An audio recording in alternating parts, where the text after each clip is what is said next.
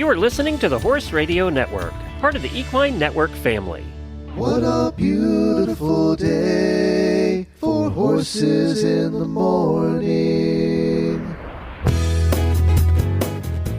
You are listening to the #1 horse podcast in the world. Here's your entertaining look at the horse world and the people in it.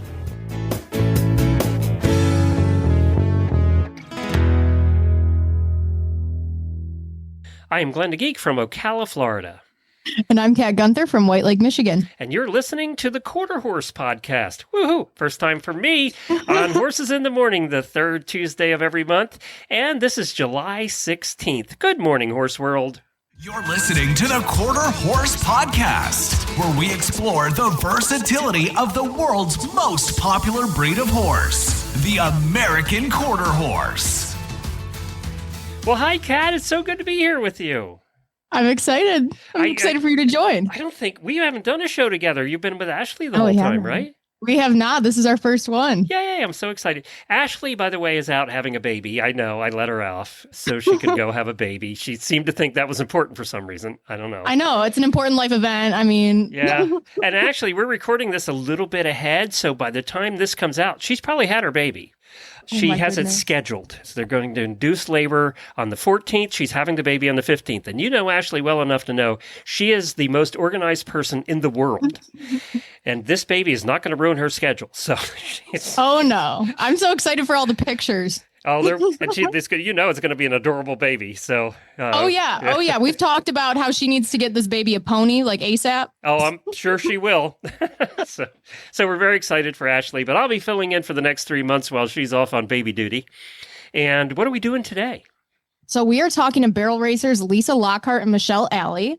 And for those of you out there who don't know what barrel racing is, it's a popular and exciting discipline that involves navigating a cloverleaf pattern around 3 barrels in a triangular formation. As fast as hell.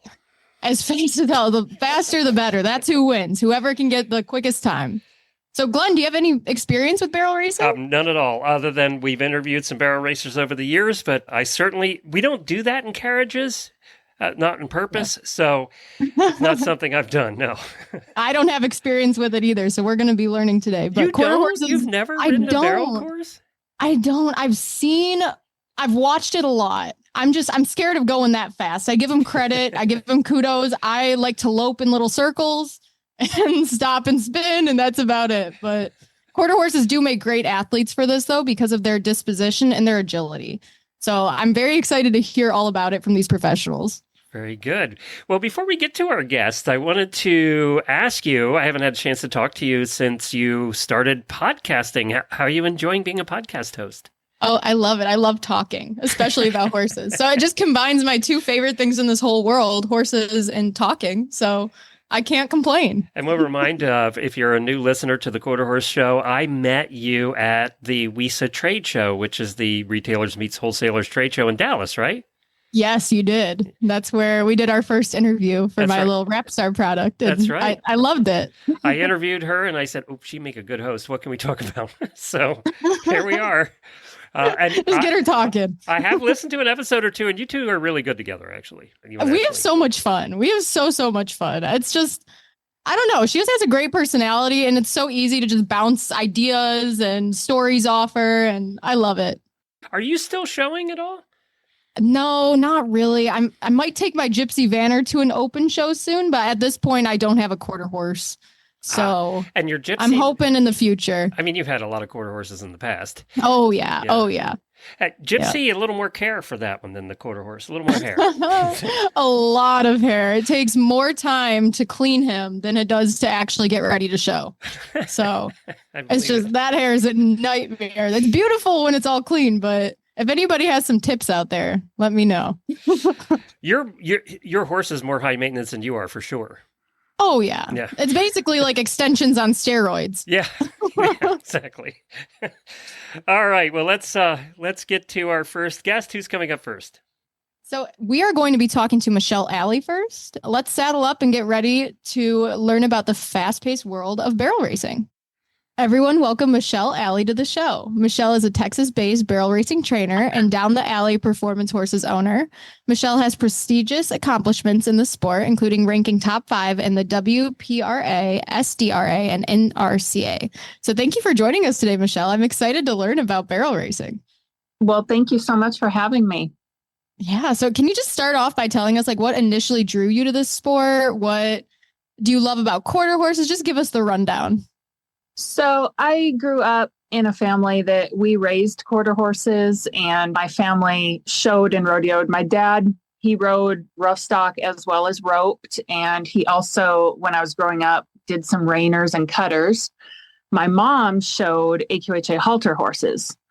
And then her one sister has been a world champion. I don't know if it was Western Pleasure or Hunt Seat or something like that. And her husband roped AQHA. Her other sister is an equine vet, and her husband trained racehorses. So it's kind of like I grew up in it.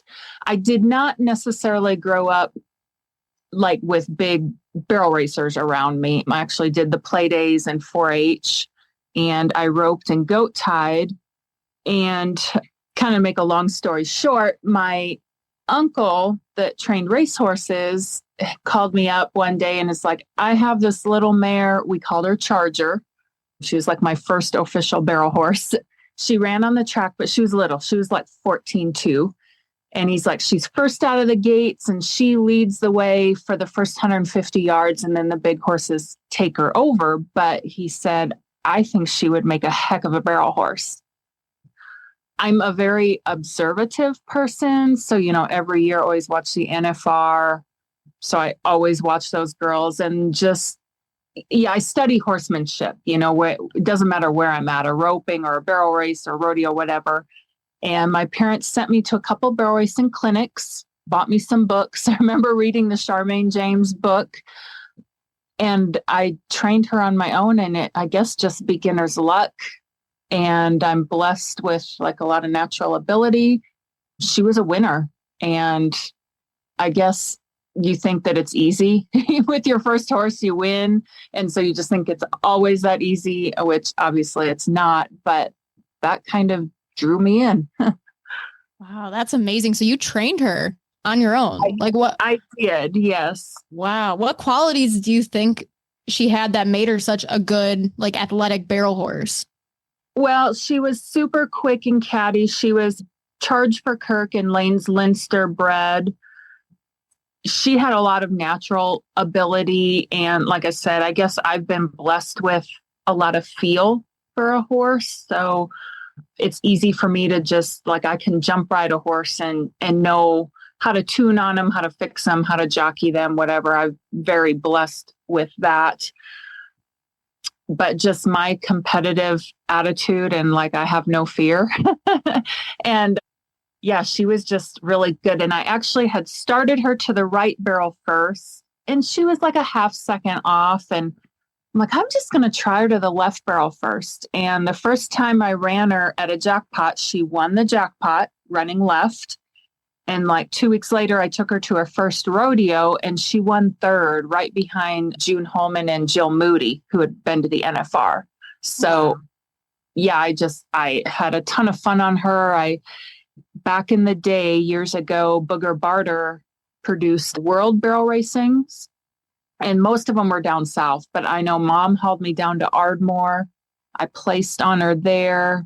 I placed on her at Waco, placed in the top 15 out of 2,000 runners. Oh my goodness. Congratulations. That's very impressive. Thank you. But yeah, she was kind of my first, true barrel horse. And that would have been when I was in college. I ran barrels and poles in high school rodeo and stuff, but I was on my parents' halter and roping bred type horses, and they ran good patterns, but they just weren't always the fastest. I always qualified for state. I didn't ever qualify for nationals in the barrels or poles. I did in the breakaway and the goat tying. Gotcha. And what is it? Can you explain what it means, the left and right barrel? So are there different patterns that you do? So it's the same pattern. You got 3 barrels and a cloverleaf, in a triangle, but you can choose to go either to the left barrel first or the right barrel first. So you either make one right-hand turn and then 2 left-hand turns, or you make 1 left-hand turn and 2 right-hand turns. I have never had anybody it's explain just it that way. I love the way you explained that. Okay. Yes. It's the same pattern. It's just like mirror image or flip-flopped. And the only, I guess your reason for choosing one or the other is horses, like humans, are either kind of left-handed or right-handed. And so as a general rule, horses seem to turn better to the left. So that's why most people run to the right barrel first. You have 1 right turn and 2 left turns. But there's those few horses that are like more, I don't know, I guess compared to like humans, more creative and artsy. And so they have better right-hand turns. So then you would run to the left barrel first and have 1 left-hand turn, 2 right-hand turns. So I guess if you were going to barrel race a thoroughbred, you'd want the 2 left-hand turns for sure. Probably. Yeah. Wow, I didn't know that. Skip the first 2 and just run to the third barrel. Oh, wow. I didn't know that, though, that you had the choice of going left or right first. Yeah. Yep. Wow. And I've had both. Currently, the few that I'm riding right now that are exceptional go to the right. Like I said, the majority of horses go to the right, but there's, a fair amount that go left. And then it's kind of the jockey's choice too. I know I've had some horses for sale that go left, and I've had ladies pass on them just because they don't feel comfortable going left. They're like, we've just never had a left-handed horse.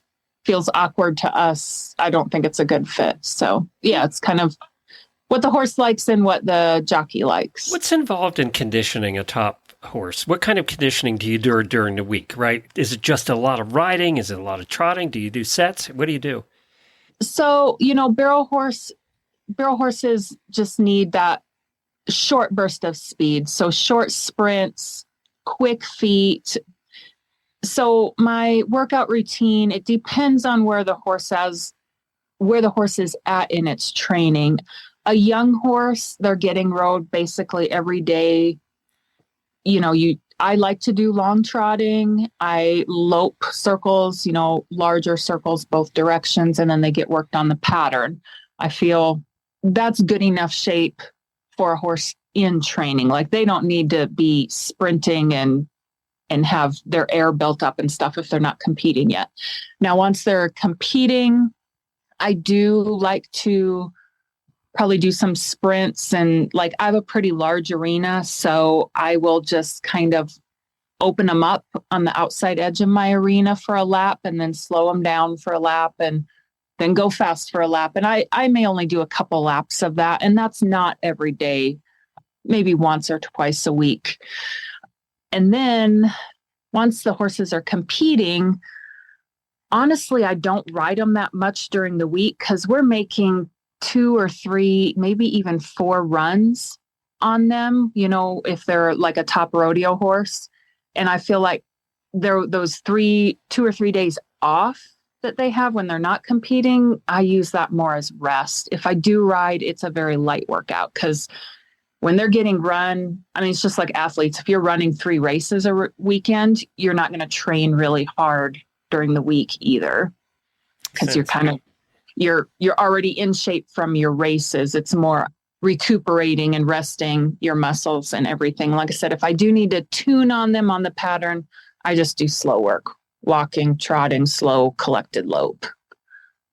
Now, do you do like a lot of different therapies for them in between? Like I remember when I used to show it, and my horses, I was doing the all around. They were not doing nearly as strenuous activities, but we'd like take them in the ice baths and get them magna waved. Do you do anything special in the interim?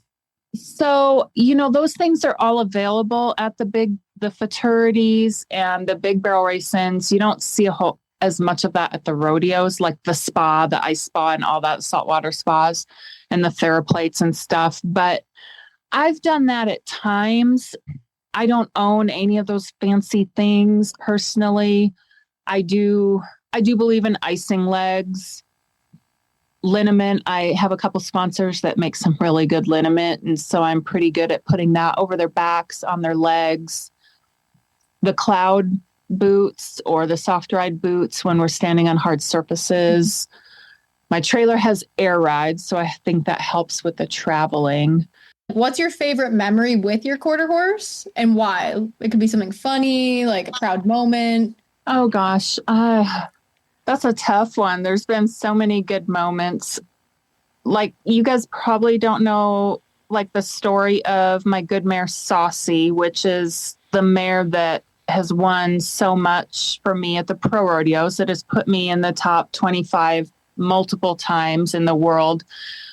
I bought her sight unseen, and like, she was for sale. She was off the racetrack, and a lot of my clients, my fraternity owners, didn't want her. I said, I found this pretty nice horse for sale. I think she'd be a cool fraternity horse. And they're like, no, we don't want anything off the track. She might not be sound. And they always made all these excuses. So long story short, I ended up buying her. And I think she's like my heart horse, because like, she is my horse. And I won so much on her, made tons of memories going all across the country, rodeoing on her. And now she's producing babies. She is now retired as of last October because she chipped in the knee really bad. She's producing babies. And I'm out here now this year rodeoing on her first baby that we call Stiletto. Oh, how cool is that? Who has won this year alone, has earnings of $160,000 already. Mama's paid for herself. Yes, for sure. And that most of that's fraternity money, but she also is winning at the rodeos. So that for me. It's Saucy was my first horse to keep and not sell, because as a trainer, like, yeah, you pay the bills by riding outside horses, but the horses you sell of your own is kind of what puts you ahead and allows you to put money in the bank to save or make improvements on your property or whatnot. And she was the first horse I got to keep. And so this is like a whole new experience for me to be riding babies out of her. And it's kind of unexplainable, the emotions, we won on her mom and now I'm winning on her baby. And Kat and I were talking earlier. We're both entrepreneurs and have been since teenage years, right? So with barrel racers, you don't have to tell me the amounts, but is most of your money made selling horses, doing lessons? Where does paying the bills come from? Because it's also very expensive. You guys are driving all over the place, staying everywhere. It's expensive to travel. It is. Like I said, training and riding client horses just kind of pays your monthly bills. We make our money by selling our own personal horses. If we buy a prospect, train it and sell it. And then from our winnings. Now, everybody does it different, but there's kind of like this industry standard is at the fraternities, we split the profit with our owners 50-50.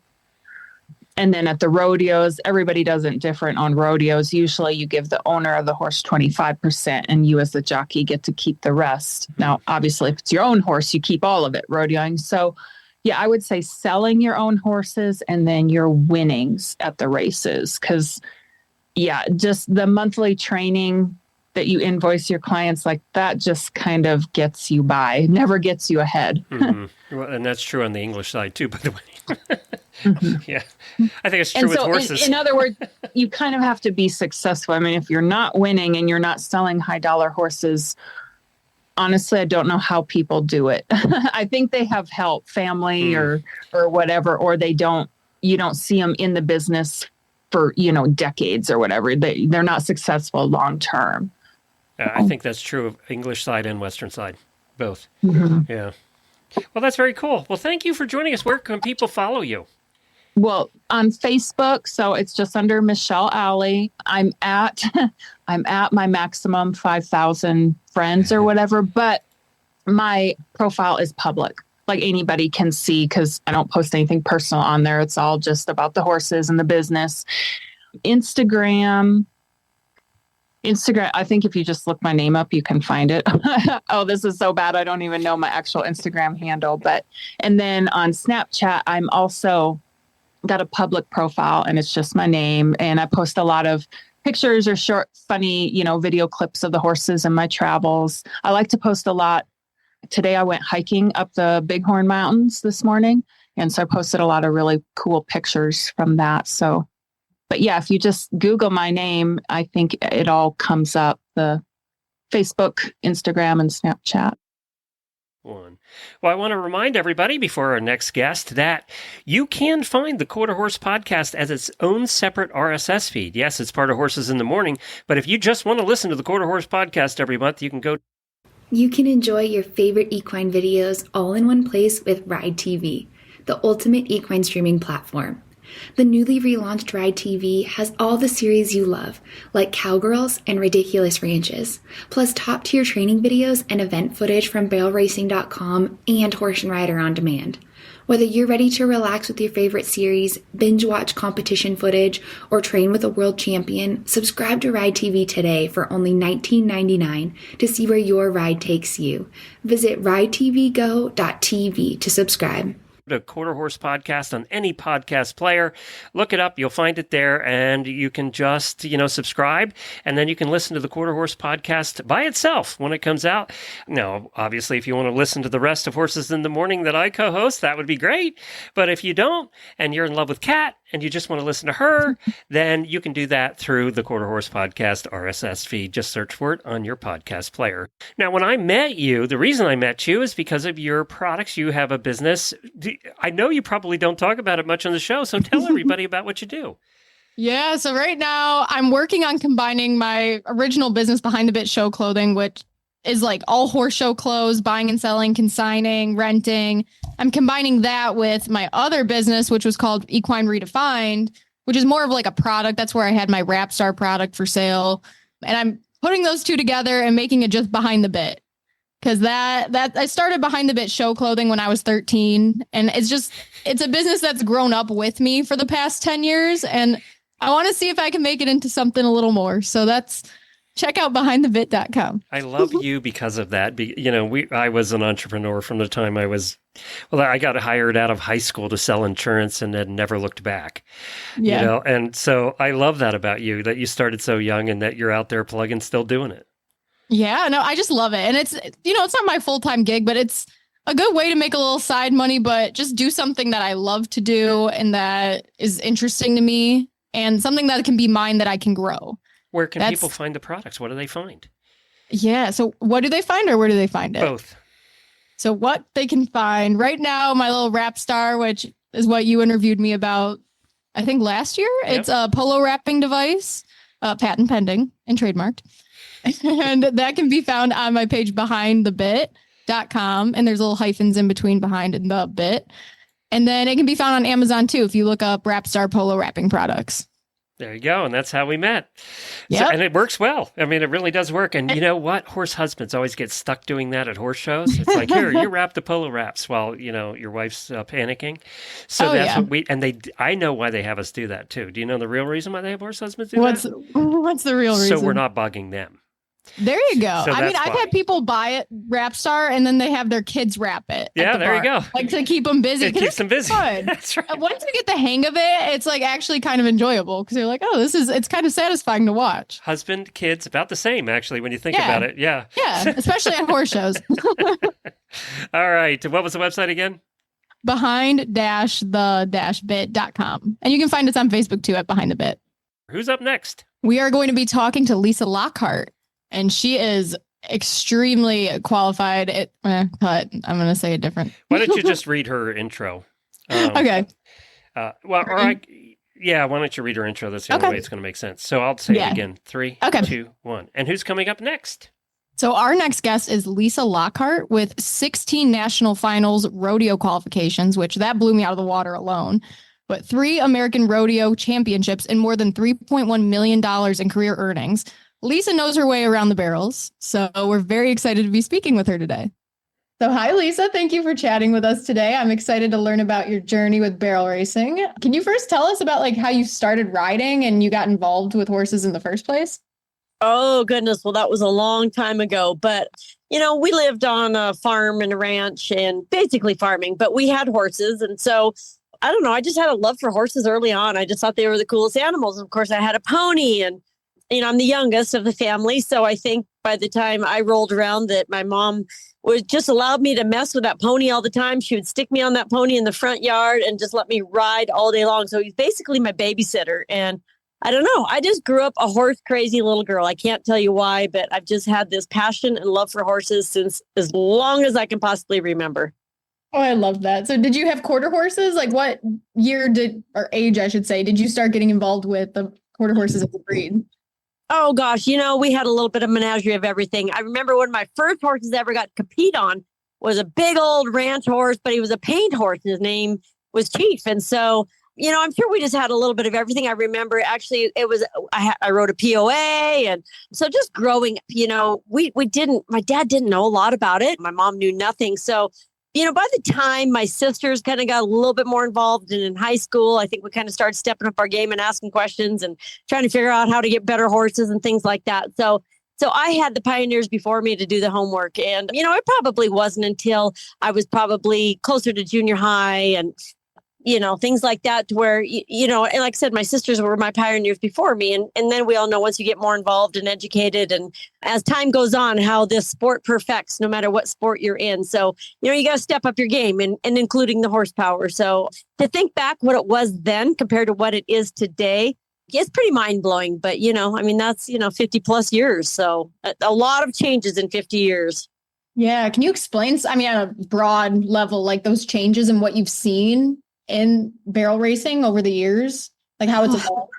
Yes. Well, more than anything, I would say obviously in the last 10 years, but specifically the last 5 years, not just, I wasn't always just, what stallion are you going to breed to, but, the mare power, where how that has become so prevalent and refining the breeding. It's not just, on what breeding you thought maybe looked good, but the science behind it, which I'm not real familiar with, honestly, but the science of trying to figure out what crosses with what and, going back and looking at those statistics, and it's just kind of crazy how deep it can go with what those people go through in their homework per se to, make those magic crosses and make it work. And sometimes, the novice breeders like myself, just get lucky and make it work doing what we're doing. But so it's interesting. It takes all gamuts for sure to make this world go around. And so, but it is very interesting in how refined it has become.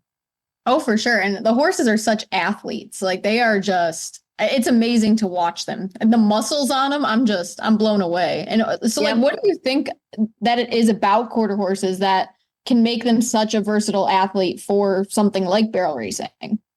Well, I think that's just it. They are probably the most versatile, really. I love having a horse that can run, but I love a horse that, is cowy as well, so kind of having that magic quarter horse that can just, be adaptable to both of those situations, which sometimes you get one and not the other. But to find that in the happy medium and, which most of them are, I just think it's the best of both worlds because, we have large patterns, we have small patterns. That's not saying large horses can't run on small patterns or whatever, but, just that kind of that average, such versatile, athletic, because they have to stand up on all types of grounds. They have to be quick footed, quick in their turns, accelerate, as well as having that speed. So, horses like Louis, I always say that he wasn't the fastest horse, but he was, one of the most efficient. And so, and he was a working cow horse. And so, I just think that it makes them very adaptable to most situations. Are they the fastest? No, they may not be, but they're so athletic and can do their job so easily. Yeah, for sure. And you got me thinking, do you ever take a good barrel horse and take him in a cow class or like cross over at the rodeos in different types of classes? Or does a horse mostly just stay to their one event? Oh, I think they cross over a lot in the industry, and probably used to more so than they do now, because like I said, it has become so refined. And so it's just like everything, when you grew up playing sports, now you kind of better pick out one sport and get good at it. So that's kind of how it is. But, at our house, they are all, calf roping or breakaway horses or barrel horses. And so they kind of cross over and we kind of see where they're going to be most adaptable to and what is going to be their forte. Because I've had a lot of barrel horses that maybe haven't turned out to be so. And, we start roping on them or vice versa, what we've done. So, and I do think there's a lot of girls that can do both on horses. And like I said, used to more so than what they do today. Like we, are so focused on basically one event and not being so multifaceted, with several events. Yeah, that makes a lot of sense. I saw something similar at the higher levels of like the all around showing with quarter horses. Cause once you get to a certain point, it's like they pick out this one or two event and that's it. That horse gets really good at that. Yeah. So it makes a lot of sense. I'm learning so much here because I know nothing about the rodeo world and it's fascinating. Well, and I mean, and rope horses, it's different with that in regards to whether they're going to be a calf roping horse, a breakaway horse, which are very similar. The job is quite similar with the two, or, a team roping horse. And there's a huge difference between the heading side and the heeling side. So, and how those horses, like a heeling horse, can go over to the calf roping pretty easy, or a barrel horse probably more so with a head horse, because they're a freer horse, things like that, where the calf roping and heeling horses, generically have a little more stop and rate to them. So it all kind of filters together, but yet can be very black and white. Yeah. Yeah, it sounds like it. So what kind of advice would you give to someone that maybe wants to get into barrel racing? They do a different discipline. They're just starting out. Like, what's the best way for someone to dip their toe in? Well, I think at this day and age where technology allows us to gather a lot of information, I mean, whether it be through podcasts or, videos or things like that, there's so much information at hand where you can have that instructional help that, you might not have had, 10, 20 years ago. So I think that is huge. But, more than anything, just kind of knowing, finding those people with levels of professionalism that are good at what they do to where they can explain what they do. But, it takes all kinds of horses. So I'm not going to tell somebody that you have to go out and buy an expensive prospect, because that is not necessarily the case at all. There's many of us that have started out with something that nobody else may have never given a chance. So with that being said, I would say, learn the ropes, figure of speech, as far as the event, like, how to approach a barrel, how to best go around the barrel, the cues to give a horse, things like that. But you know what, dive in. And especially if they're in another discipline where they have horsemanship skills, I think that is huge, because horsemanship skills are so important in what we do, in my opinion, if you want to be good at it, or if you want to ride multiple horses or things like that. So, just being good with your hands and your seat and having the knowledge of good horsemanship skills, it's not rocket science to go around 3 barrels. And so if you just know the fundamentals a little bit, and dive in and go after it. It's really not that hard. Yeah, I was telling Glenn, like, this is what I love about this podcast is we interview so many different people from so many different disciplines, and everybody says the same thing. Like, it comes down to the horsemanship and that connection with your horse. And I just think that's what's beautiful about horseback riding. Oh, for sure. And having that connection, I would say they're not machines. And so just being very attentive to their needs and what works for them. It's not a cookie cutter process in anything that we do with any of these horses. Similarities, yes, maybe. I mean, some of the training and how we ride or whatever, but, they're unique individuals just as we are. And so, and that's the whole thing. It's a team effort. No matter what discipline you are involved in, it's a team effort between a horse and a rider. And that's just the beauty of all of this. Amen. I love that.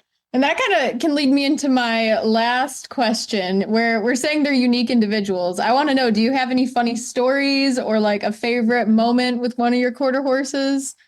Oh, goodness. Laugh.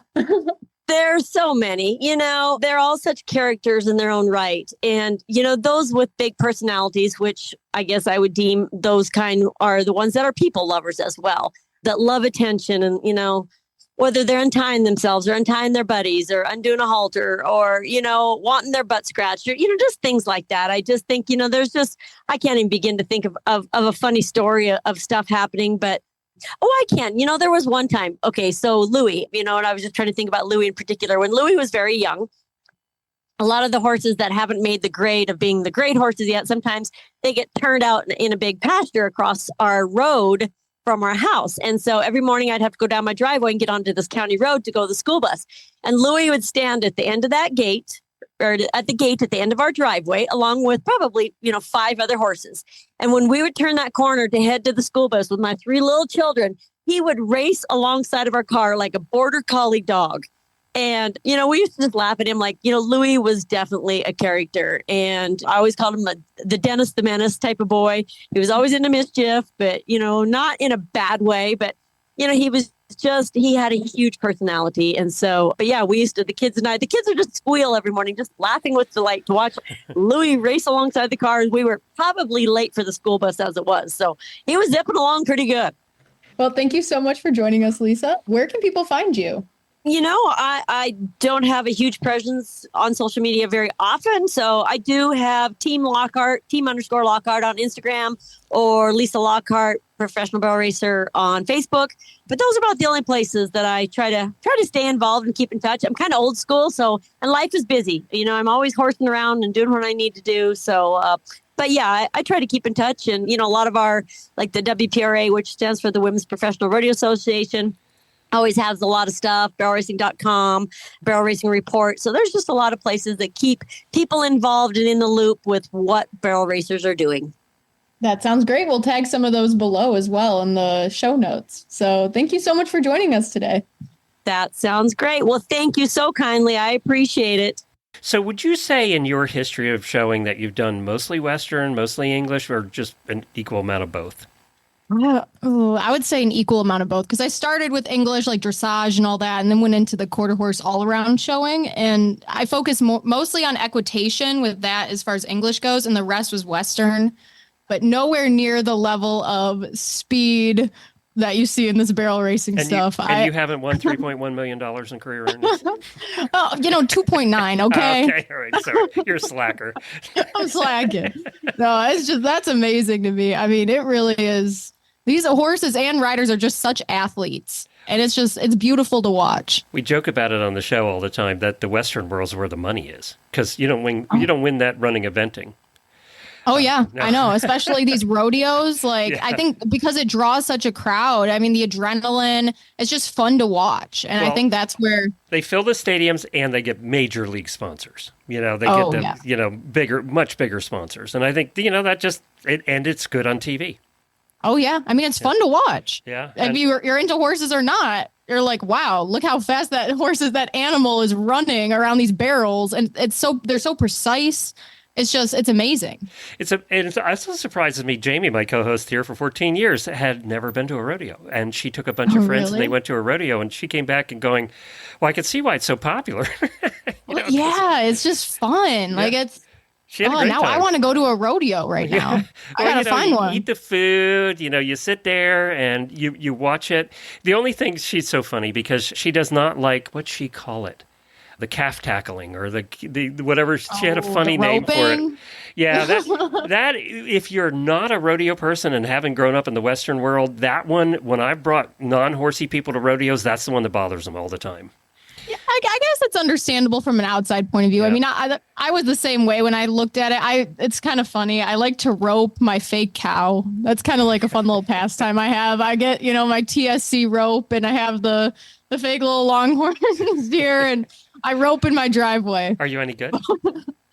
I'd say I'm decent, actually, because I can usually get it. And then with my gypsy vanner, I sometimes ride him around and I rope the fake cow. But I wouldn't say I'm nearly as good as these professionals.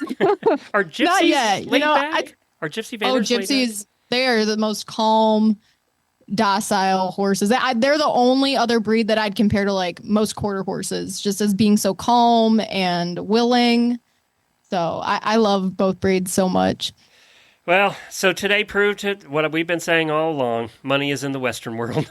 I know. I'm only at 2.9. I'm almost to that 3 million mark, okay? I mean, all those ribbons you won at all those English shows are worth at least $10. 50 cents a pop, Exactly. Jennifer has had, oh my God, she showed for years. And so she had all these ribbons. I think we've thrown them mostly away now. It's just so funny. All right. Well, thank you for putting this show together, Kat. It was good to hang out with you on this episode, this Quarter Horse Podcast. I wanted to remind everybody that we'll be back here tomorrow with another episode and the rest of the week as well. Thank you, Kat. Yeah, thank you for joining me, Glenn. And thank you to everybody for tuning in to the Quarter Horse Podcast on Horses in the Morning. Be sure to like, subscribe, and tell all your friends about the world's favorite breed of horse.